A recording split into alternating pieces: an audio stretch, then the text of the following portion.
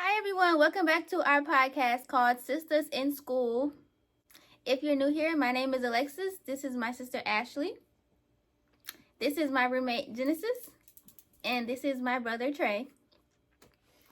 Okay, so today we will be talking about defense mechanisms. So today we'll be speaking about defensive mechanisms and kind of speaking about where they come from. So I guess I'll go first. I feel like in my uh, upbringing and really, or with athletics and playing football was my main sport. I'm a recent college grad. I graduated in 2021 and then 2022. I got my MBA.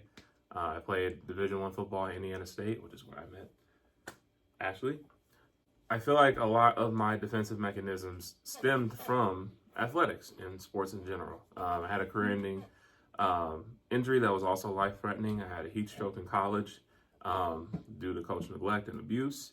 Ended up in the hospital in 3 days later. I woke up. I was in an induced coma. Spent a week recovering, and I feel like a lot of that trauma caused me to repress a lot of things that I go through a day-to-day basis. I kind of feel like sometimes I will rather um, repress or suppress things that I'm thinking about that happen throughout the day that may trigger me, and I would rather not address it than pay the attention that really needs to be kind of focused on. And also, I do a lot of substituting. So I love to work out. I love to play sports. So whenever I'm going through something rough, I kind of feel like I kind of use sports as a crutch, which is kind of funny because that's where a lot of this pain came from. But it's always been familiar to me to take out my aggression on something that I know I can't get arrested for hitting something with or doing something to that's violent. So it kind of helps me get through. So I think those are my main defensive mechanisms and where they came from. Gotcha. I know this may be a little touchy since the person's here, but do you think that any of those defensive mechanisms come between you or your relationship with Ashley in any way? That's a really good question. I think a lot of the time, yes, because of how like coaches interacted with me in the past. It's obviously very similar to like the military in terms of you do what the coach says. If you don't, you get punished.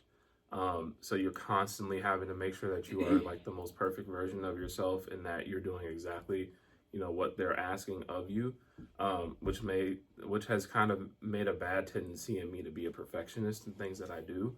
And I take that in my relationship. And while that's a good thing to care about what your partner thinks, caring about, giving them the best that you can give them at that time, there's also, the bad part that you don't see where you may do something special for your partner. For example, I like to write lots of like love letters and stuff. And you learn that there's love languages that your partner enjoys. And I've learned that a love language from my partner isn't necessarily love letters at first, or is not the main thing that she enjoys. So when I write a love letter, I'm thinking, man, like I thought I did this perfectly, or like maybe I didn't do it perfectly, and like maybe there's a sentence I could have changed. And then there's also the fact that I didn't even do what she likes the best. So there's constant second guessing, which makes me have to repress what I'm thinking or suppress what I'm thinking, because I don't want to necessarily share that I have so many thoughts that go into this kind gesture that I'm thinking of.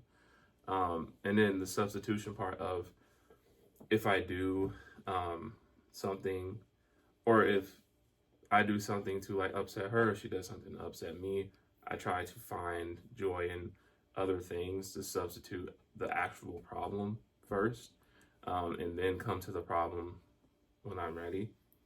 So yeah, I think those are a couple of things.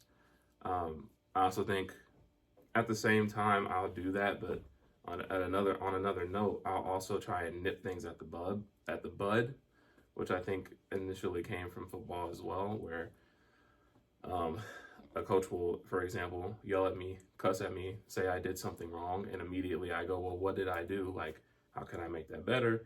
And they yell at me or tell me what to do better, and I try and fix it the next time. So I'm constantly like, oh, I upset you, or I did something. Like, for example, this morning, I went to work, didn't wash the sink out. And it's just like, she's like, hey, you didn't wash the sink out after you left. And my immediate thought is like, I'm so sorry. Like, I won't do this again. Like, here are the things that I'm going to do to show I won't do it again. When it's just a conversation of, hey, you should like fix that. Yeah. So I have to go immediately into all these different thoughts instead of actually fixing. So you think you look for her approval? I don't. Like you would look for a coach's approval? I don't necessarily look for an approval from her because I know I don't need an approval for her, but it's more of, instead of it looking at her as a coach, I look at her as somebody that is my person, and I don't want to let that person down. If I can be my best self for a coach, then I should 100% be my best self and my most perfect version of myself for my person. Because if I can do all that for somebody that, probably doesn't even remember my name to this day, then the person I'm with should get that type of attention. So. Yeah. Makes a lot of sense. Also, I think you nip things in the bud, and then I'm just like, I'm mad right now, so like, I need a minute so I can like cool off. And we both get stressed out because you're like, just fix it, and I'm like, give me a minute so I don't like say things. And it kind of is funny because I say the substitute part, but then I'm also saying that I nip things in the bud, and I think that you initially being upset and not wanting to talk at all is where the substitute part of me amplifies, because I'm like, she doesn't even want to give me the time of day to even try to fix this, so let me go play a video game, let me go and find a sport to play, let me find a video to watch, let me find something to take my mind off it. And knowing me, my mind races when I know something's wrong. I'm a problem solver. My job and my whole life, everything in my career, professionally and in football, has just taught me to be a problem solver. So when I can't solve a problem immediately, my mind goes crazy. So it's kind of hard to find something to fill that or make it easier. But substituting, I guess, is my best way to cope with it. Okay. Well, since we're talking about all my defense mechanisms, I'd love to hear about yours. Well, one of my big ones is that I really struggle to admit when I'm wrong and struggle apologizing, but I feel like I've gotten better at it.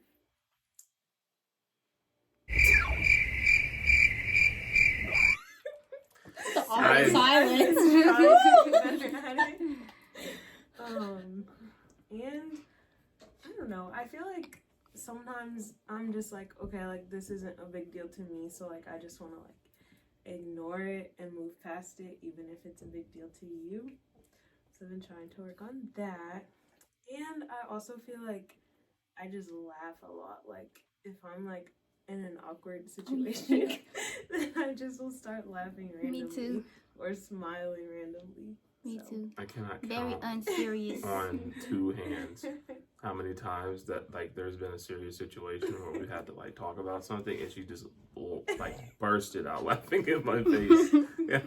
It like hurts my feelings, but at the same time I've like grown to understand that that's just like her laughing at uncomfortable situations, and I'm just like, well, no, at least I know it's not so laughing upset. at me.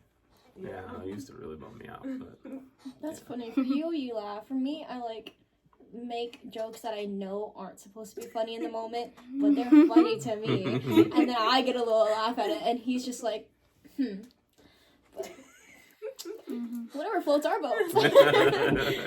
So I have a question on where that originates. Like, why do you think it's so hard for you to admit when you're wrong? Honestly, I don't know.